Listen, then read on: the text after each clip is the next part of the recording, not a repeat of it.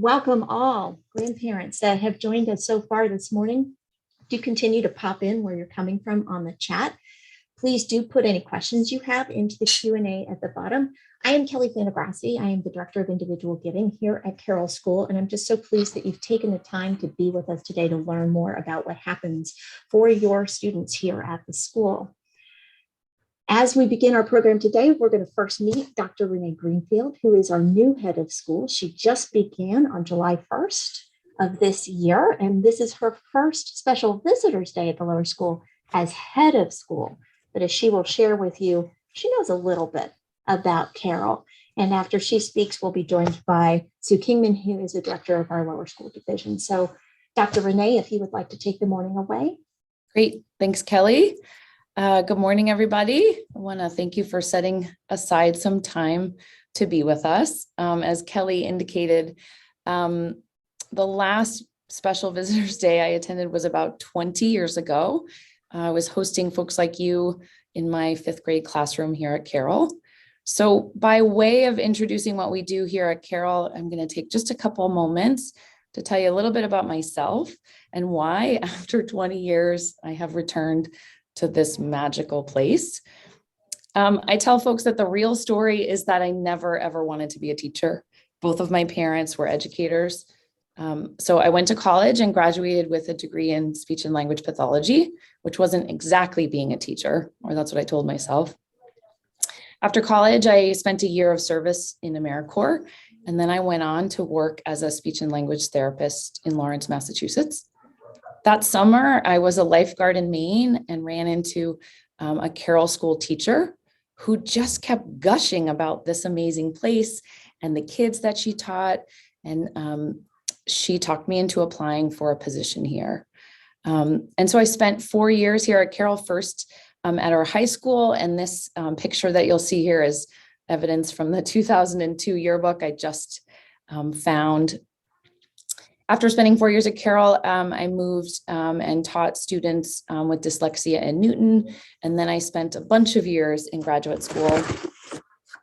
While I was there, I was unpacking lots of questions about language development, reading acquisition, learning differences, bilingualism, social justice. And I was working in public schools in and around Boston, leading research studies and teaching aspiring teachers. After graduate school, I worked in academia. I thought that was my next step. And I realized in doing that work that I really, really missed being in schools, supporting teachers and students. So I shifted to becoming an instructional coach and school leader. I see a couple of folks here from Northampton and Hadley. I moved to the Happy Valley in Western Mass, and most recently worked in the Amherst Public Schools. And this summer, I returned to Carroll. So you may be wondering why I come back after 20 years. I'd like to think it's maybe that magnetic compass. Many of you can see this compass here. It's our logo, and it means a lot to me. Of all the places I worked and taught, it is the one that feels most home for me. And you'll hear me talking a little bit about belonging. And it's a place where I feel a great sense of belonging. And who doesn't want to lead a group of dedicated educators whose life work is to literally help kids figure out how to read, to think, to explore, and be courageous humans. So there is no other school like this place, both in mission and in spirit. Over the last 6 months, I have been on a listening and learning tour. And today I'm going to talk a little bit about the strength of Carroll. Some pieces new, and some have been here in place since our inception 50 years ago.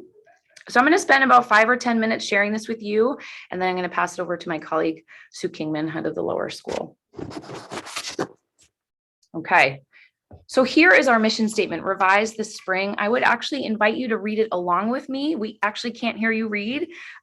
So you can do this in the comfort of your own home. Use whatever strategies you need, but I'm going to read along with you. So here we go.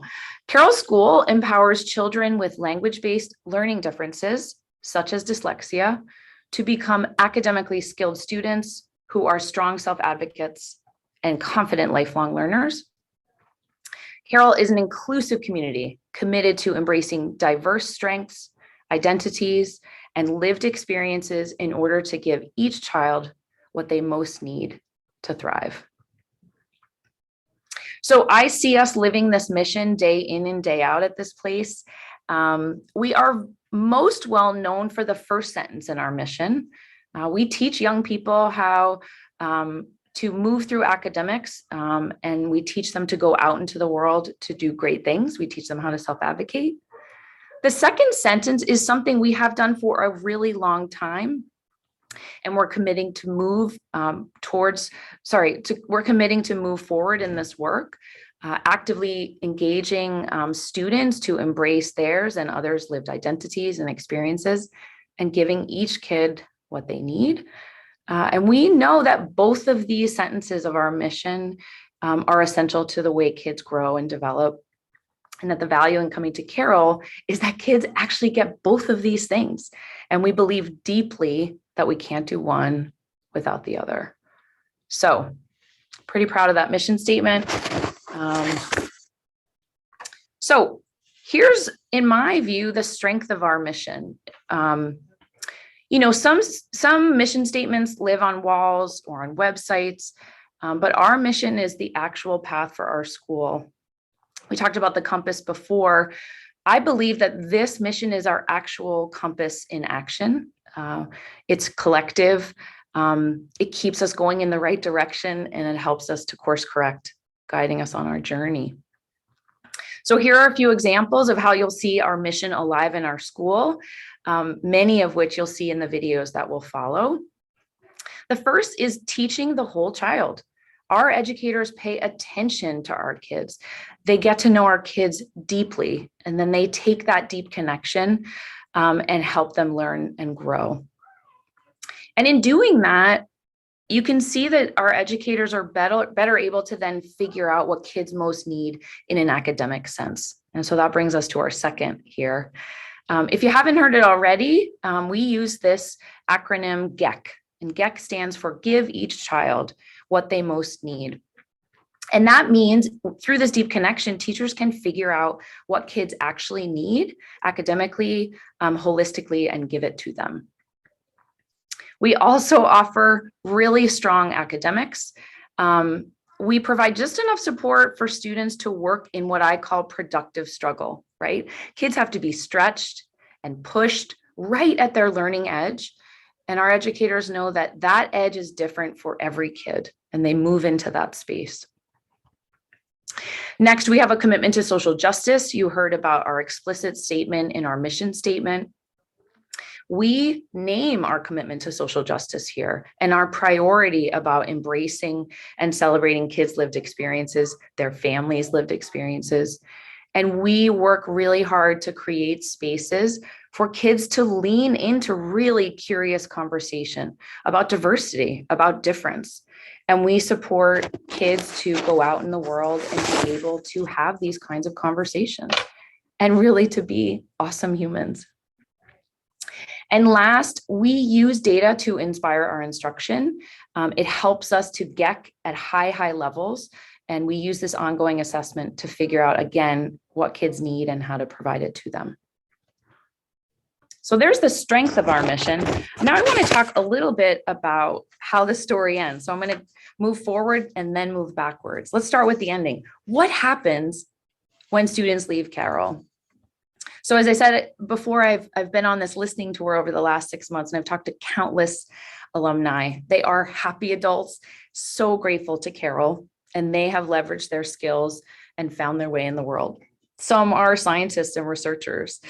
Some are practicing law. Some are athletes or athletic trainers, designers, artists, engineers. They're doing amazing things. And I have to say, two very clear themes have come out of these countless conversations that I've had with alumni, including Steve Baldini, that you'll see his quote here on the slide. So the two things over and over I hear from alumni is that when they leave us, they know how to self-advocate for themselves. And two, when they leave us, they feel so much more confident in themselves and what they can offer the world.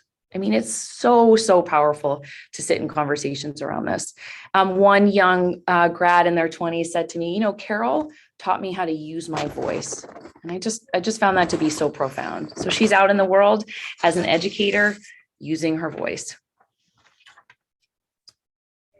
So why does Carroll work? Why are our alumni and our parents and our grandparents and our students grateful to Carroll? Why does it work? What I know to be true in my experience here 20 years ago and now is that many of our students report feeling broken and misunderstood and brimming with shame and disappointment when they come to us. And it works, and they leave us more whole and more self-confident because of what I've listed here, these 5 things. 1, we actually live our mission here. It's alive and well. 2, we GEC. 3, we hire the most dedicated, most curious, most experienced educators to work with our kids. We also engage in cutting edge research in and around Boston and use that research and innovation in our practice daily. And last, we leverage the dyslexic advantage. And when I say dyslexic advantage, I think about all the strengths that Carroll kids come with and how we think about leveraging them to help them make progress. So as I mentioned before, when kids leave us, young people leave us and go on to their lives after Carroll, they definitely leave with more self-confidence and advocacy skills. And other heads of schools and principals often say things to me like, your kids are so self-confident. They can advocate for whatever they need. And then they go on to say that our kids can talk about the world around them. They can write 5-paragraph essays and they solve logic problems with ease. And so this is why Carroll works. Okay, the last thing that I'm going to talk about this morning is why else Carroll works. Students and alumni that I've talked to this fall also report one really interesting thing that they all have in common. When they arrived, they knew they belonged here. And they knew that the adults at Carroll really got them. And so if you think about that for a second, you arrive into a place just by being here, you belong. They knew that their classmates understood them. They knew how they learned. And kids are able to see themselves here at Carroll in so many ways. So we strive to cultivate a culture here where belonging is prolific. And what I mean by that is that it appears in all the spaces where we work with both students and adults. And what we know is belonging begets connection, and connection begets love and understanding and strength. And I've heard from, there's almost over 200 adults that work at Carroll, as well as countless parents, alumni, board members, grandparents, special friends, and they all report feeling like they belong here. The other reason why I think Carroll also works is that Carroll really believes in a culture of giving. And what I mean by that is giving of time and talents and financial resources. And all of these gifts allow families and friends of Carroll to show their appreciation over and over to our special school. Now I want you to hear a little bit more about what happens day to day in the lower school. And I'm pleased to introduce my colleague, Sue Kingman, lower school division head, to take it from here. Thank you, Renee. Welcome, everybody, and good morning. My name is Sue Kingman, and I am the lower school division head here at Carroll. My role is to oversee the lower school campus located in Waltham. If you don't know, we're on 3 campuses as a full Carroll school, and the lower school is in Waltham. We serve grades 1 through 5. And I may have met some of you out there who've had children at Carroll for now a number of years, pre-pandemic, when we were able to host you all in person. I've been at Carroll for 22 years and I've worn many hats. And for those of you who are repeat visitors, I may have likely met you over the years. So welcome back to those of you in that category, and welcome to those of you who are meeting this way for the first time. So in our effort to give you a video and through and a view through a video into the day and life at Carroll for the child you are visiting, we have prepared a video which represents just a sampling of what a child experiences in their school day. It's called A Day in the Life in the Lower School. So let me frame the video for you. So in the lower school, as you know very well, because you know the child who attends our program very well, we educate really bright, adorable children, all with unlimited potential and all with a diagnosis of a language-based learning difference. The lower school educates an age range of 6-year-olds to 11 and 12-year-olds. And in the video, you will see a bit about how our methods are, our instructional approach is suited specifically to that type of learner. So our teaching methods are systematic, they're sequential, they're multisensory, they're predictable, they're repetitive and dynamic, all as we work to engage your kids in the hard work of learning to read, write, and compute. And all with the goal for them to be self-confident, independent learners that you heard about from Renee as our alumni speak so proudly about. So our focus really has a whole child orientation. And as we consider all that we know about each child to help to mobilize their learning, we consider lots of things. And we consider things like their identity and lived experiences. We consider their strengths and weaknesses in their learning profile. We consider their social emotional well-being, their likes and dislikes, and what we call, as Renee shared, something we call the dyslexic advantage. And we refer the dyslexic advantage to their superpower that having a dyslexic brain has gifted to them. Yes, superpowers such as the way they think outside the box and the remarkably way that they notice things, their visual spatial skills and how they can build and create with their hands, their artistic instincts, their unique problem-solving abilities, and much, much more. So knowing each child in such a complete way is really what allows us to customize their experience to support what they need most in their education. So as you watch the video, I am confident that you will be able to notice some of these very intentional methods. And I'd like to do a preview of what you're going to be seeing. And yes, previewing is a very intentional strategy that we use every day to warm up our students' thinking. So here's your warm-up. In our first video clip, we are going to start with a clip of a morning meeting in the 4th grade. All of our students start their day in their homerooms of 8 students and preview their day. They greet each other. And in this case, they're doing something called a snowball greeting, very apropos, given that we have a blizzard coming tomorrow. And then they do an activity.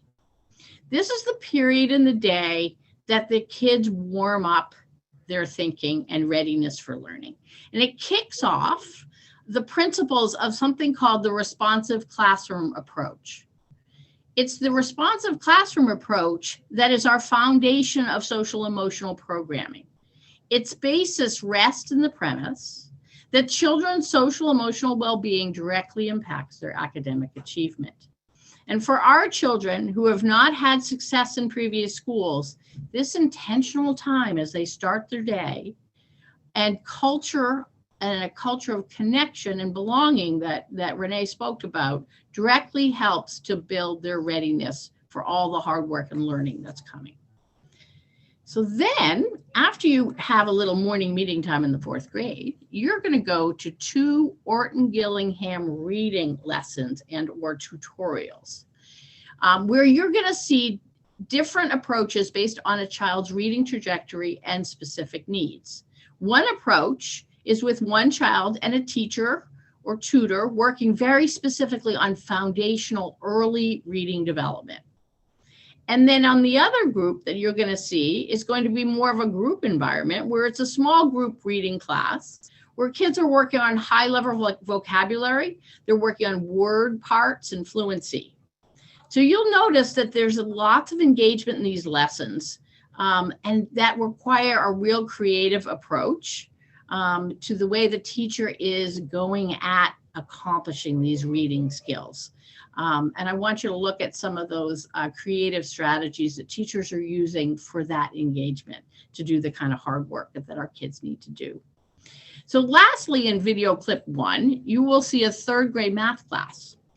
And in that class, we're focusing on something called arrays, which is arranging things in various different ways in order, all to foster a flexibility of understanding numeracy. One primary goal in our math instruction goes well beyond just to teach computation skills, but to build strong math reasoning and an ability to think flexibly about various ways of getting the correct answer. So take that in. I'm going to stop talking. We're going to play the video. And at the end, I'm going to be curious about what you're going to be noticing. If you would like, if you find things you're noticing, go ahead and put them in the chat and we can talk about them at the end. So enjoy video clip. Welcome to our morning meeting. Every morning we gather together, every classroom in the school gathers together to just get our day started. We always start with a greeting where we go around and we welcome each other to our school for the day. We look at a message where we're looking at any information that we might have to give to the students during the day. And then we do some community building things where we do a share and an activity or a game of some kind. This morning, we're going to do something called a snowball greeting.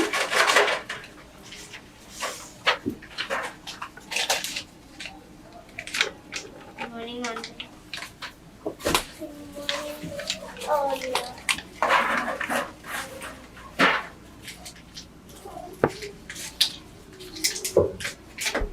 Good morning, Mrs. Carroll. Good morning, Monday. So our share today is, you can tell I have kind of a theme going on today. What is your favorite thing to do in the snow?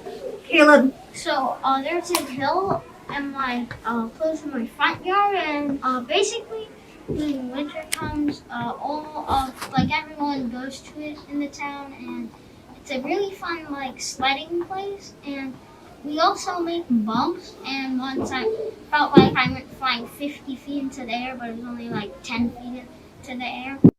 We are doing a little review, and we're doing some, we're going to do some reading of a play, which we get to have cool accents. And then Ava is a wonderful, wonderful writer, very creative writer. And so we're going to write a couple stories here with some vocab words, and then Ava's going to be able to kind of integrate those vocab words into her creative writing. And then she's going to have to edit that because that's a part of the writing process. So this is really exciting. The first thing we did was we made some letters, right? And we have been reversing our B's and our Z's. And so we decided to make a little multi-sensory visual aid that's going to help us remember what directions our letters go in. So that's really exciting. Now we're playing a really fun game called Rat-a-tat-tat. This is actually a card game. And what we did is we just made it a little OG. So we included and incorporated some of the things that we're learning in tutorial. So nesting, break that into word parts, please. Nesting. Nest would be the base word, and ing would be the subject. I agree. Really nicely done. Nicely done. Okay. Here's my word. Fate. What type of syllable is the word fate? I agree. Nice. All right. So I'm going to give you a sentence. And then I want you to first spell my sentence. And then I wondered if you can add to my sentence. Okay. So, and then remember, we're using all of our strategies, right? So can you name a couple strategies that you can use when it comes to spelling? What do you remember? Finger spelling. Finger spelling. The R. Yep, I agree. Breaking it into syllables. You can think about the syllable type, right? The pattern. Nice. So you have a lot of strategies. So your job is to really use them because they're there to help. Now today, I have 2 columns. Each column is going to be following a certain rule, and you have to figure out the rule based on the cards I give you. And you can't talk. Yes, that's the catch. I'm not going to be speaking to you, and you can't show each other your cards. You're going to have to figure this out together. I will sign to you, right? Does anyone remember what this means in sign language? No, it means hooray, you got it. How about this one? Sorry, didn't get it. Okay. Now I'm going to pass these words out. You can take a look at them. That's your bundle. This is your bundle. And as we're looking at our words, what strategies do you guys think you could use to break down words and to understand them a little better? Yep, you could break it up on your arm. Or, since they're on paper, what could you do if you see like prefixes or suffixes on them? Yeah, like chop off the prefix and suffix. So I'm going to give you guys some highlighters to help you do that. How about the base word? What could you do to the base word to understand it a little bit better? Drew? Wait, I'm going to let Drew do this one. What could you do to the base word to help you understand it a little bit better? You could underline the vowels. And label the vowels, right? See.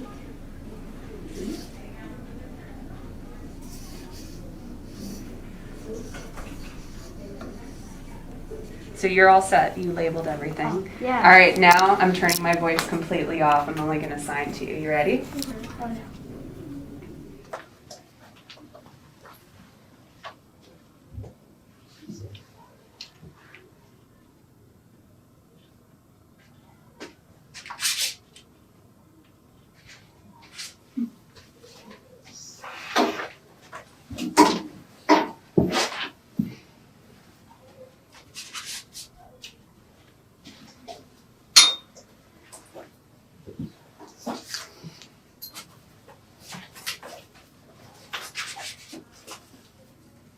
We need to make sure all 8 arrays are drawn and colored on our final draft. And once all 8 arrays are drawn and colored, we can then add some fun details. Like we can add some signs. So for the sled array, you could add something like a sled rental sign. Or for your ticket array, you could add a little ticket booth. You can put a sign that says Winter Wonderland Festival somewhere on your paper. Here's another little house that says Cookies and Cocoa by the Cookies and Cocoa arrays.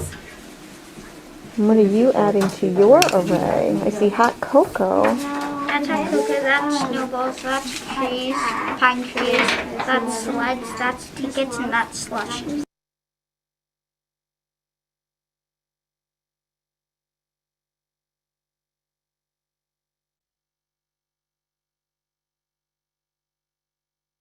Thank you for I was on mute. You saw my mouth going, but you didn't hear me talk. All right, here we go. So on to the second video clip. You will see different views into a language arts class. Starting with a 2nd grade language arts class, you will see the use of a tool called Story Champs, which is a multi-sensory approach utilizing symbols and hand gestures to support comprehension of terms such as character, setting, action, etc. As you noticed probably in the first clip, we use a lot of visuals and gestures to help with retention and memory. So look for that in the 2nd grade class. Then you're going to move to the 3rd grade language arts class, where we are focusing on our school-wide theme for this year of perspective taking, in which we are working on building empathetic skills and broadening our thinking through better understanding of other perspectives. Here you'll notice a very structured approach and the use of repetition of directions, ways to draw out background knowledge to jumpstart new thinking, and the use of instructional language such as I agree and disagree versus right or wrong, all intentional to keep the thinking flowing and not to sort of shut down the good thinking that our kids can do. So then we're going to be moving on to a 4th grade language arts class, where they're going to be working on parts of speech, specifically identifying verbs in a story they're listening to.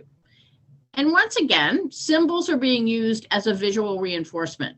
You will hear once again some common teacher language like I agree, other language like what did you notice? These terms are intentional to affirm students' thinking and to keep their thinking active. You will also notice another teacher in the room, and that teacher is Jen Kurzrock, who is our speech and language pathologist who regularly attends classes to support expressive and receptive language development. You'll see lots of enthusiastic students and lots of good thinking at play as they are eagerly using their visual tools to mark what they identify when they can identify a verb in the story. So sit back and enjoy video clip 2.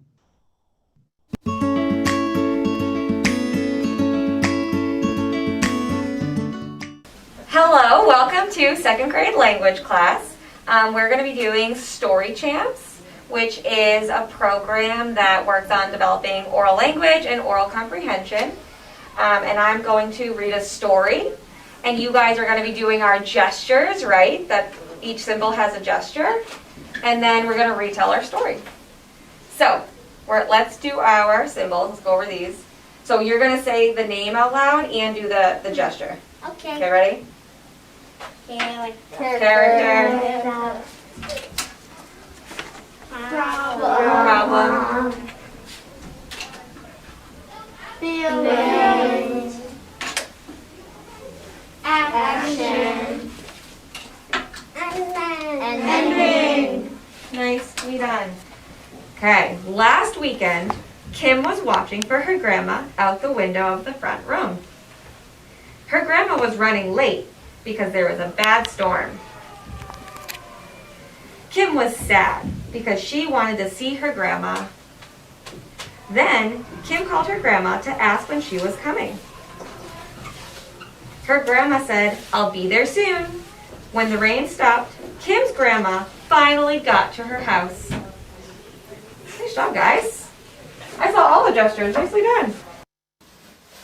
Today for language, we're going to start reading a story that is all about perspectives. We've been talking about that word perspectives throughout this year.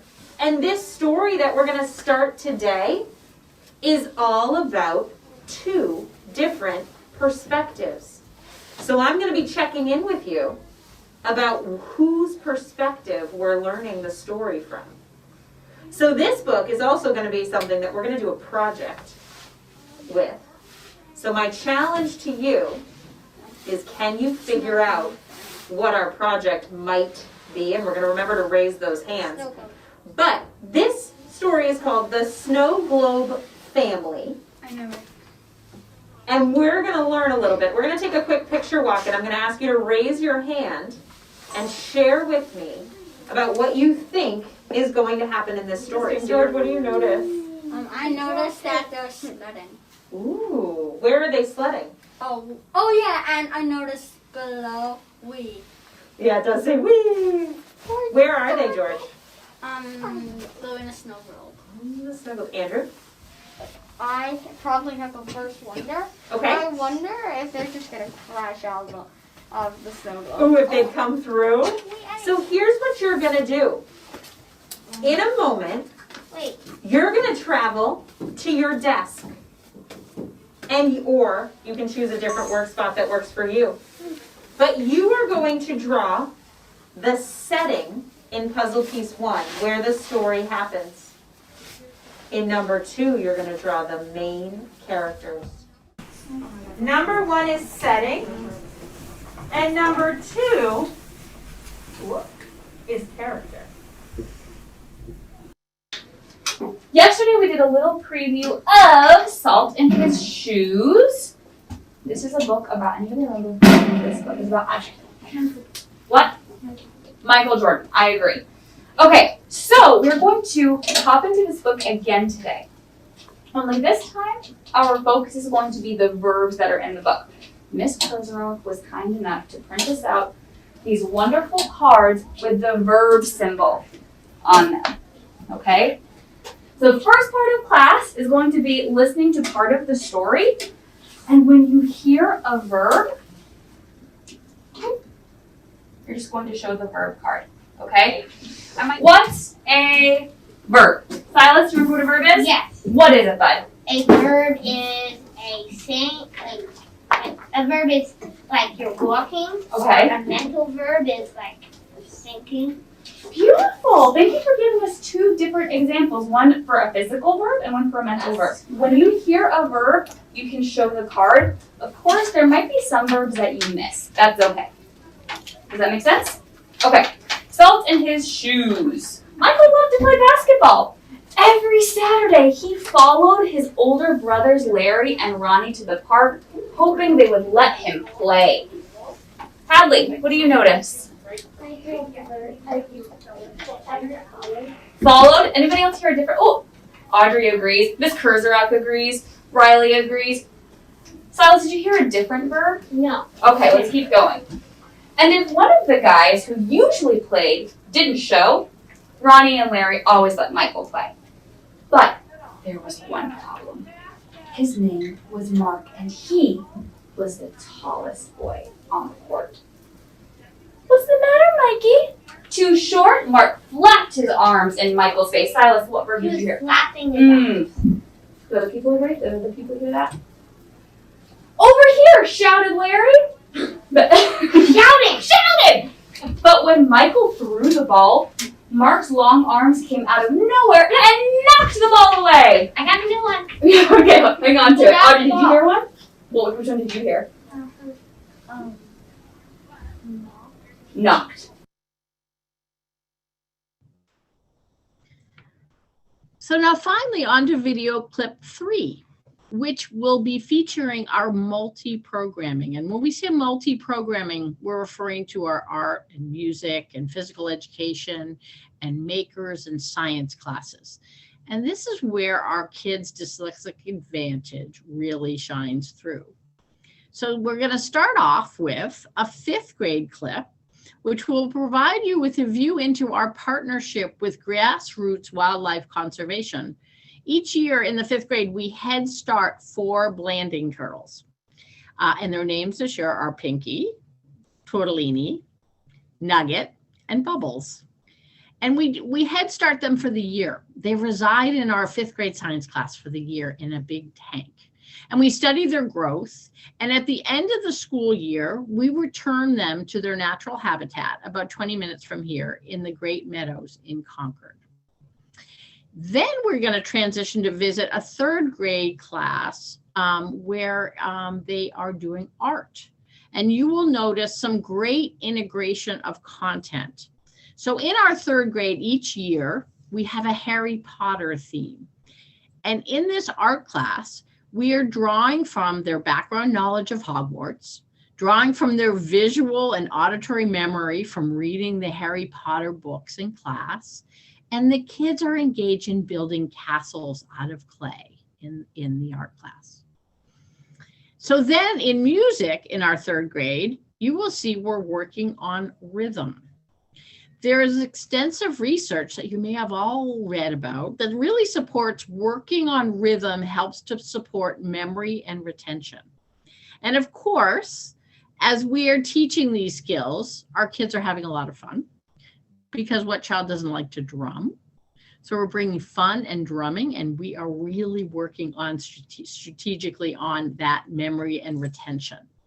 And finally, you will see that we have a group of 2nd graders outside in a Bounders class playing something called a hide and seek game called One-Eyed Goose, one of the favorites in the lower school. So Bounders is our outdoor education program where kids learn about teamwork and collaborative play. They learn about communication and build some leadership skills. And using outdoor education principles to foster confidence and problem solving and resilience has been part of our program for over 50 years. And it's one of our really favorite classes and unique, kind of has a unique flavor to the Carroll School program, where kids are going outdoors regardless of the weather, all bundled up, and to be able to enjoy a yurt that we have out in our field and the space, the wood space that we have here to play a variety of games and learn some additional skills. So enjoy our final clip.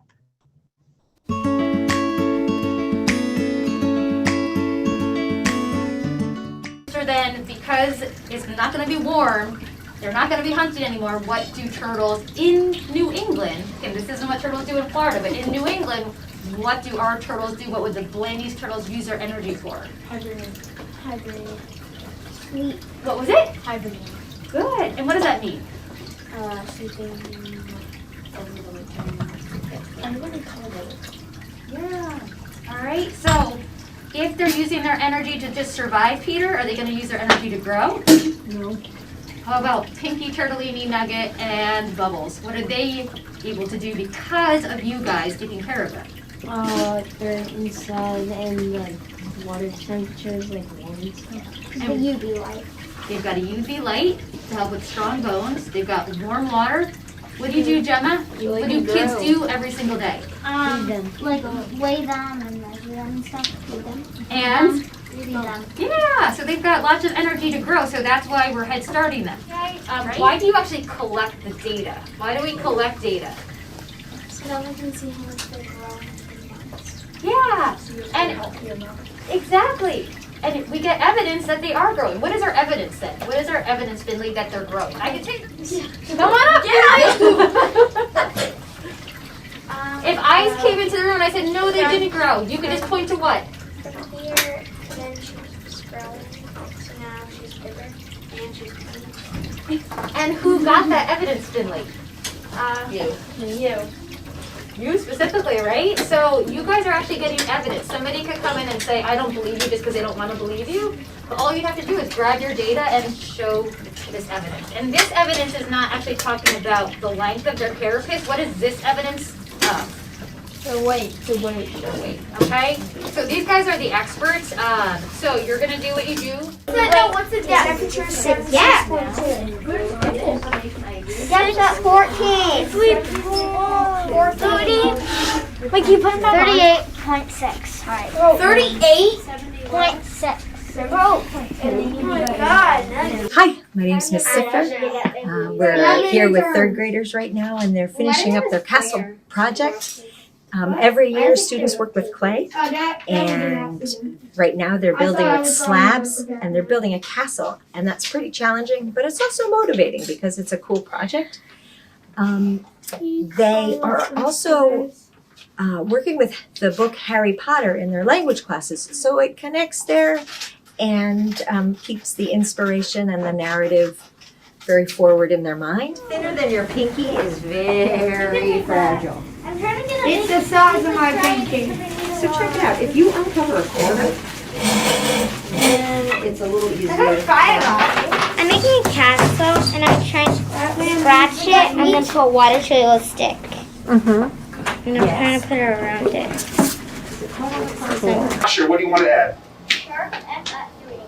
F sharp on 3. Good music term there, bud. Back. Sharp. Let's try to have 4 different pitches. 4 different C, yeah, B at B on 1, and so it shall be. We need 2 more notes. Hammond, what would you like to add? I want can you do anything with there? Anything up here except for B and F sharp, because we want to get some different notes. And notice there's a low G and a high G. I want an A on number 4. On number 4, we end on A from the F sharp. Okay. So it shall be. We need 1 more note to finish our pattern. Marin. Upper G. Oh, uppercase G, this one here? Love it. All right. Listen first to your pattern, and then we'll pick up our drums. So Let's do two practices. One, I want you to echo this sound just so you can have a chance to play your drum with permission before you play it without permission. Yeah, hit 4 beats after me. Ready, go. Awesome. This time don't hit 4 beats, because if you hear this sound, I'll even turn it around so you can see it. Don't echo, watch. Both notes are next door neighbors if you're trying to look at it, okay? Here's your first one. If you guys are all silent, you earn a point. Round one.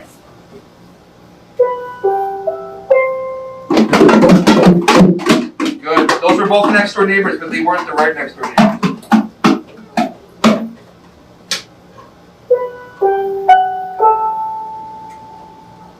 That was your poison pitches. Team Shore, you've earned your first point.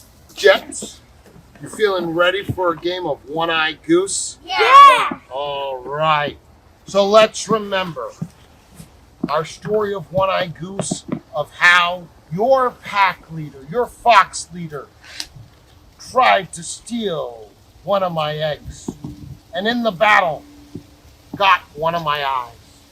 Be aware of where the goose is looking as you travel from your den to try and steal one of my goose eggs. Remember to work together as foxes. Keep your steps quiet. Be stealthy. Be sneaky. Ooh, reminder, is it okay to roll an egg to another fox? Yeah. I agree. Wait, should we throw eggs in the forest? No. They might crack, I agree. Wait, what about throwing objects that might hurt another foe? No. Ooh, so let's keep those. Can you make noises to distract me? No. Yes, you could. But with your... Okay.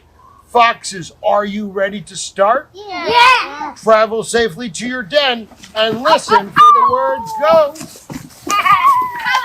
We've worked on the skills of hiding and camouflaging our bodies while my eyes have been closed.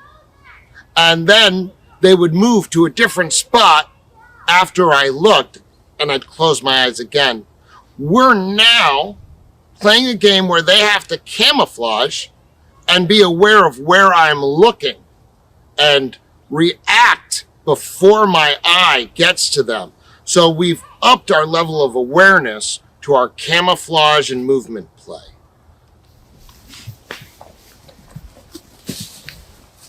Oh, Charlie. Ned.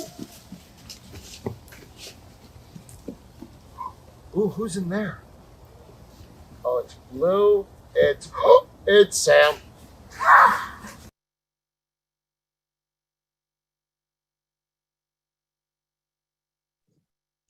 Well, I hope that everyone has enjoyed the tour of the lower school. There have been so many great questions that are coming up. I've been quickly putting them into order so that we can ask both Dr. Renee and Sue Kingman, director of the lower school. It seems like there was some great noticing going on. Some comments were that the kids engage more as they mature, that there are many ways that the students that they're learning are fun and engaging, and that we're also pairing physical skills with cognitive skills. We're going to start with our Q&A. Feel free to pop in another question if we don't hit something that you're interested in. If we don't get to all of the questions today, we will make sure to follow up with you because we're so grateful that you are so interested in what's happening here today. So for our first question, we'll start with Sue. A grandparent is asking, how can they support the learning that their grandson is getting here at Carroll? And they also ask, do they provide parents as well as grandparents with training techniques to reinforce this learning at home? Sue, your thoughts? Yeah, really good question, and a question that's often asked because there's so much amazing love and support out there, and this is such a big commitment to send your child to the Carroll School. And as a grandparent, as a parent, you want to add to it, you want to contribute to it. And generally our messaging to parents is in the lower school specifically is to, number one, enjoy your parent-child relationship in the way that Maybe there had been more stress before as your child had struggled in their previous school, and that homework stress and that stress about getting them to school and all of that, we expect will no longer be around in your household and in your family dynamic. So enjoy your child, play, be joyful with your child. That's what they love you for. And don't feel that you have to be their teacher. We got it. We got that piece. If you can contribute something, what we would love for you to do is to read to them. Read with them and to them. Listen to to books on tape if that's something you like to do. Watch movies together and ask questions and do some prediction of what might be happening. Do that in your story when you're reading to them as well. So engage them in conversation about what they're learning and reading and listening to in your company. And that's the best thing. Your child will love that time with you, and that's the best contribution you can make. There's so much to learn here at Carroll. And another question that we have is for Renee. And this is sort of put in the form of a statement, but I think the question really underlying it is, it sounds like you teach the children that their difficulty with language and learning can actually be their strength. Is that true? Great question. Great question. Absolutely. Absolutely. I mean, the thing about Carroll is that while we serve and educate the same profile, within that profile, every kid is different. And certainly that is true of their language strengths and the places where they work in productive struggle. And so absolutely, their language can be a strength. One example I would offer is, I'm standing in the lower school now. There's a fish tank, if you've ever been here, right in the lobby, right? It's actually the best place to hang out because you hear so much language. You hear children exchanging ideas with one another, asking each other questions. And so if someone were to walk in and listen to those conversations, they would be wowed. And those same two kids could sit down and you'd ask them to read a book about fish, and people would be like, what? I cannot believe they can engage in conversation at that level, and yet reading is so hard for them. So that's two kinds of sort of oral language and written language can be both strengths and areas of struggle. Great question. Thank you, Dr. Renee. Sue, the next question is for you. And I think this one's particularly interesting because I think this gets to the heart of the character of Carroll as a school. This grandparent asks, do any of your teachers or staff have language-based learning differences? Absolutely. So if I did an informal sort of thought about how many of our teachers in the building, I can count 5 to start with, and there may be more. What's really compelling often for our teachers who have had some struggles in their learning and when they were in school is for them to be able to be reflective on the teacher that made a real difference for them and wanting to be that teacher. And what better place than the Carroll School to come and be able to make that impact and to be able to relate to our kids. There's something really powerful when our kids hear that their teacher, who they adore and admire, has dyslexia. It opens up doors in their minds of possibilities and the like. So yes, we do attract many teachers who have a history of learning challenges in their schooling. Well, and so much of what we do here at Carroll is about knowing that our differences don't define us. They make us unique contributors to the world as a whole. And Renee, that connects to our next question, which comes from another grandparent who is curious to have an example of some of the cutting edge research and innovation that you touched on in your introduction. Sure. We have had at Carroll a longstanding partnership with John Gabrielli's neuroscience lab at MIT. John is a very accomplished neuroscientist, and him and a slew of his graduate students have helped us engage in a variety of studies, really taking a look at kids' brains, Carroll School kids' brains, I'll just give you an example of one of the studies that John has helped us with, doing brain scans of our kids before intervention and then brain scans after to see if there is actually any physical differences in the brains of our kids pre and post intervention. And I'm happy to report that there are. And so what John has helped us to do and his team at MIT is to really help us prove that our cognitive interventions both work and support reading, but also actually physically change the biology of the brain.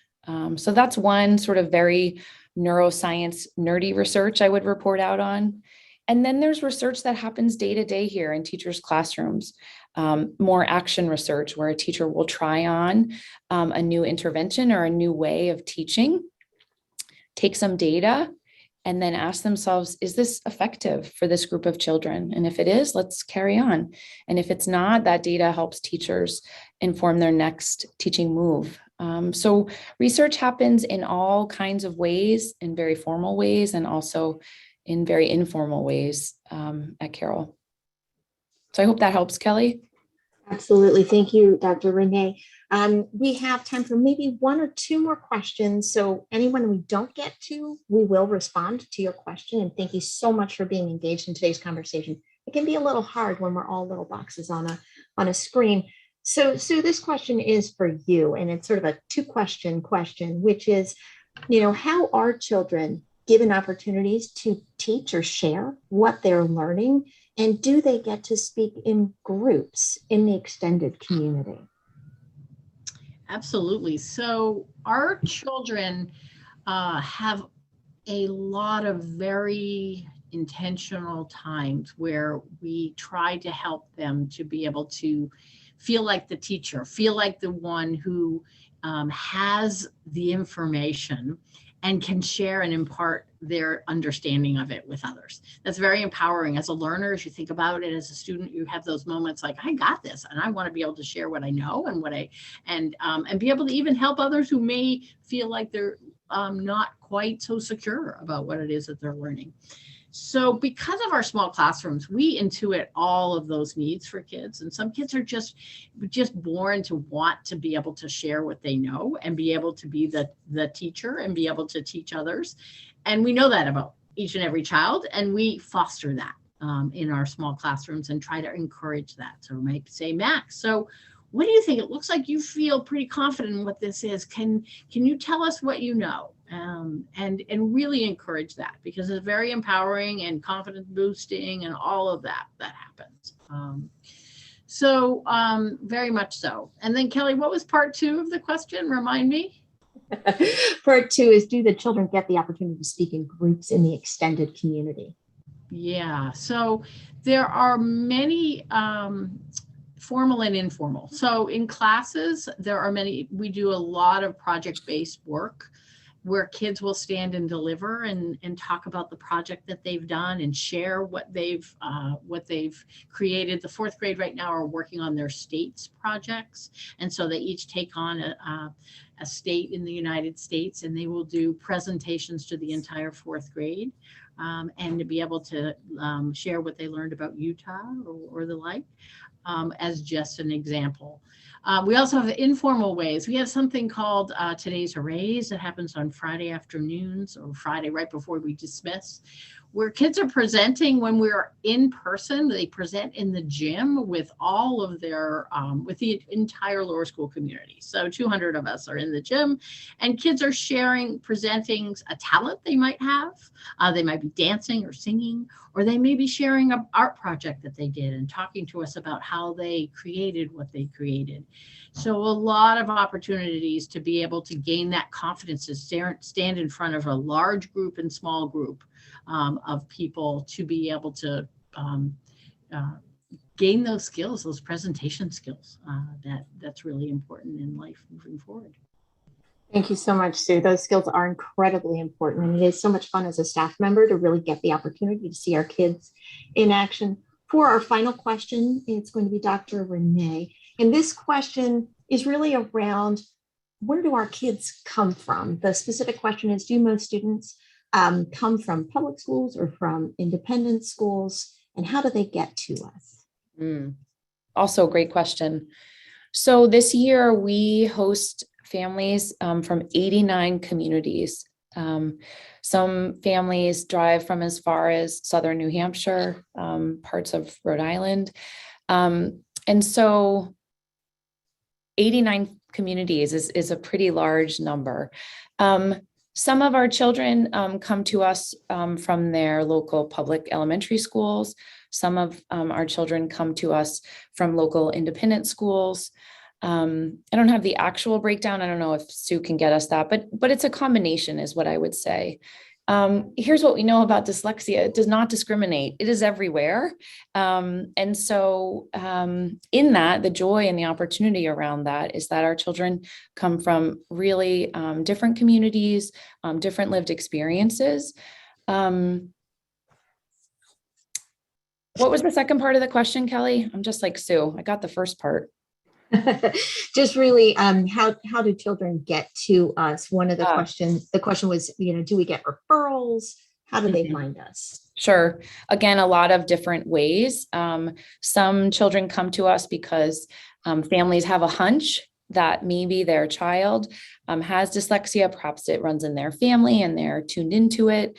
And so they have their child evaluated in the early years, and perhaps that neuropsychologist pediatric team recommends Carroll.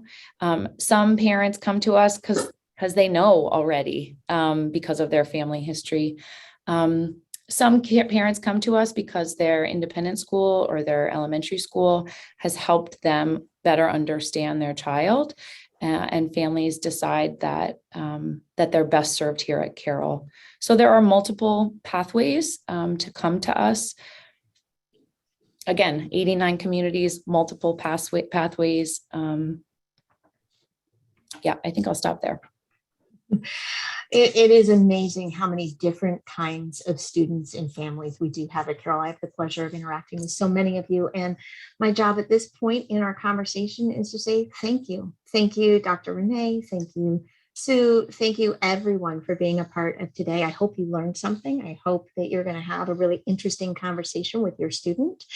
And as Dr. Renee mentioned at the beginning of today, we are so grateful for all of you being a part of this community, for all the ways that you show up, volunteering, giving, having conversations within your family.